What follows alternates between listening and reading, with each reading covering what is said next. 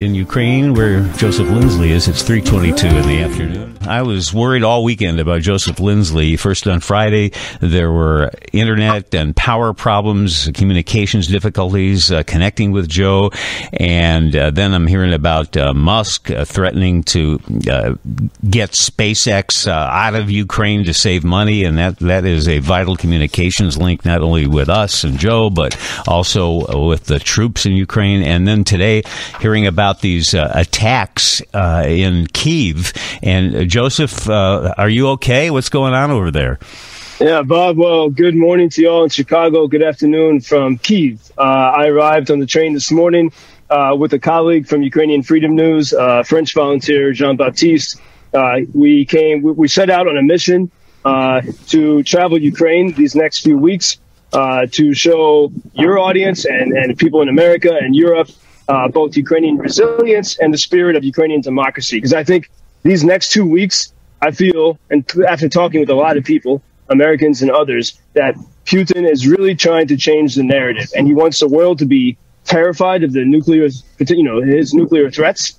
And so I see support weakening, including, say, with Elon Musk saying maybe no more Starlink. I think he's changed his tune on that. We don't quite know for sure. Mm-hmm. But so I really want to emphasize, and I can only do that by traveling the country and meeting people and being in the dangerous places, why Ukrainians are standing for their form of democracy, which I think is probably the best form of democracy currently in existence on this earth, because Ukrainians are extremely independent of government and they cooperate with each other. And we see that especially in the wartime. So last night, we took the overnight train from Lviv to Kyiv. I had a bad feeling a little bit because, last Monday, a week ago, we had this coordinated attack on Ukrainian infrastructure. And we feel that, something wicked is coming. We don't feel a nuclear threat, but I feel, there's going to be more and more infrastructure attacks. So this morning, as the train arrives in Kyiv, just around 9 o'clock in the morning, as we were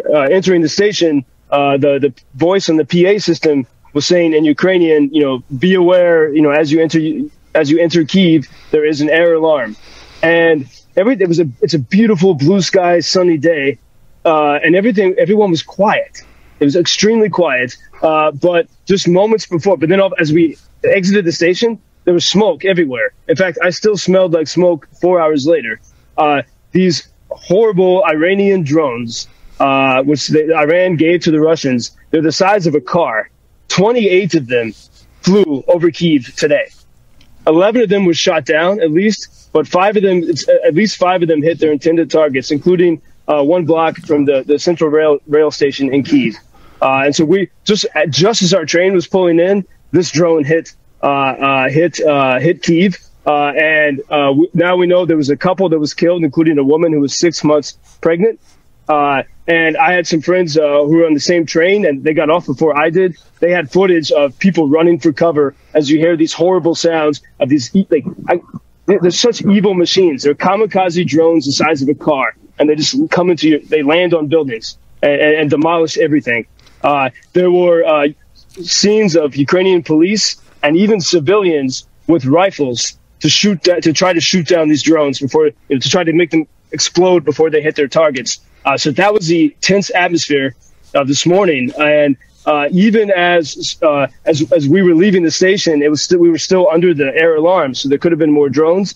And you see people walking to and from the station with their luggage, their suitcases, men, women, and even children, and everyone very quiet, but everyone very calm. And it was stirring to see Ukrainians not afraid, even amid this absolutely terrible threat and these horrible attacks that Kyiv faced today. Frightening. And Joseph, with these attacks, and some of them even today on power stations and crucial energy facilities, it seems that one of Putin's strategies is winter. And I guess part of that strategy is to put pressure on Ukraine and other Western countries to force the government there to make any kind of deal with Russia. Is that how you see it there?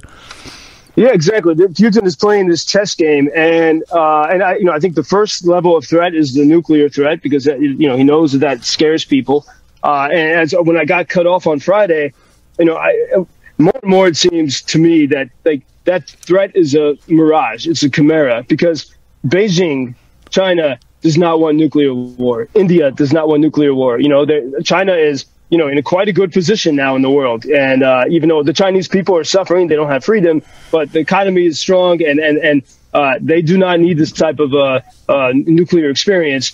And I don't think the Kremlin can act without Beijing. And I think that, and as I talk to some smart American officials, that Beijing, I'm sure, has made it clear to Russia, if they try to do anything nuclear, then Beijing will have to go after the Kremlin. And I think so. This is going on behind the scenes. But at the same time, over the night between Saturday and Sunday, the Chinese embassy in Kyiv fled. They left the country. And I think that's designed as a scare tactic. If Putin and Beijing are cooperating, and they had this meeting, when everything was looking really bad for Putin about a month ago, and he was in Uzbekistan, the Pope was there. It's very weird. But also the leader, the president of China. Ever since then, the narrative has changed. Like, I think the world media was kind of laughing at Putin because he suffered these, embarrassing losses with the Ukraine retaking so much of Kharkiv region. But the narrative has changed, and everyone's now afraid of Putin again. And so the Chinese embassy leaving Kyiv in the middle of the night, I think, was designed to make everyone terrified. So we have that fear, and then we also have, today is it's a warm, sunny day in Kyiv, but we know with winter approaching, almost everyone I know here is, has wood stoves, they have pellets, they're ready, they have, extra gas supply, especially after the wake-up call of last Monday. Ukrainians are ready, and Ukrainians know they're resourceful. They can survive a cold winter without electricity. And, of course, if Russia forces gas and oil prices up in the West, then again, maybe more pressure from other countries put on Ukraine to make a deal to end the war. Joseph, I don't want to give you any more frightening news, but I have to tell you, your alma mater, they lost again. Second embarrassing home loss of the season for Notre Dame. They lost 26-21. I am so blissfully, far removed from that. Go Irish always. But the only victory I care about now is victory, not just for Ukrainians, but when I saw these Iranian machines in the sky, they're so terrifying. But right now, and we don't get much information because the Iranian regime controls the internet. Women and girls in Iran are trying to stand up to their regime. And if they can win, there's another threat that we can take off the table. I care about the victory of the free people. Yeah, we're with you. We hope and pray. Oh, by the way, they lost 16-14. The score I gave was the loss from a week ago. All right, not so bad. Stay safe, my friend, and hopefully we'll talk about better things tomorrow. Thank you, Bob.